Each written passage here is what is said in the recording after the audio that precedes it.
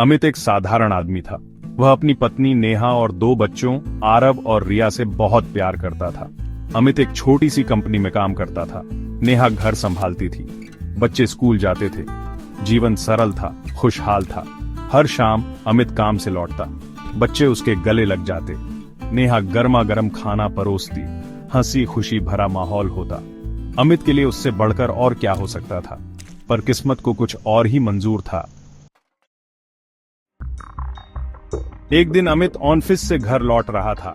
अचानक एक तेज रफ्तार ट्रक ने उसकी गाड़ी को टक्कर मार दी। अमित को संभलने का मौका ही नहीं मिला। अस्पताल पहुंचने से पहले ही अमित की मौत हो चुकी थी। नेहा और बच्चों पर दुख का पहाड़ टूट पड़ा। उन्हें यकीन ही नहीं हो रहा था कि अमित अब उनके बीच नहीं है। अमित की आत्मा वहीं थी। वह अपने परिवार को देख सकता था, उनकी पीड़ा महसूस कर सकता था, लेकिन वह कुछ नहीं कर सकता था। वह असहाय था। अमित के जाने के बाद नेहा अकेली पड़ गई। घर चलाने की जिम्मेदारी उसके कंधों पर आ गई। बच्चों की पढ़ाई, घर का खर्चा, सब कुछ उसे ही देखना था। नेहा ने हिम्मत नहीं हारी। उसने बच्चों के लिए जीने का फैसला किया।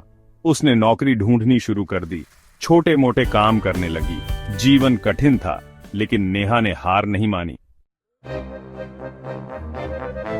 मुसीबत के समय रिश्तेदारों ने भी साथ नहीं दिया। सब अपने मतलब के थे, कोई मदद के लिए तैयार नहीं था।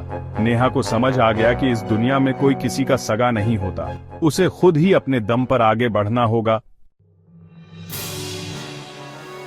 एक रात नेहा बहुत परेशान थी। उसे समझ नहीं आ रहा था कि वह क्या करे। तभी उसे अमित की आवाज सुनाई दी।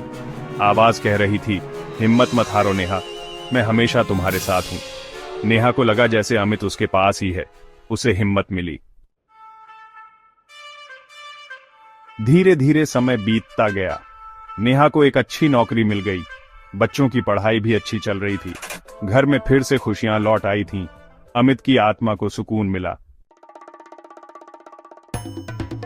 एक दिन रिया की शादी तय हो गई। नेहा बहुत खुश थी। उसे लगा जैसे अमित की आत्मा भी खुश हो रही होगी।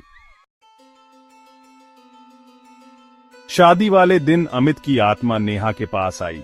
नेहा उसे महसूस कर सकती थी। अमित की आत्मा ने कहा, धन्यवाद नेहा, तुमने बच्चों को बहुत अच्छे से पाला। मुझे तुम पर गर्व है।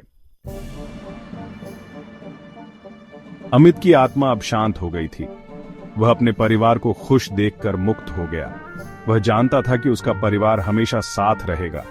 प्यार कभी नहीं मरता, वह हमेशा हमारे साथ रहता है, अदृश्य रूप में।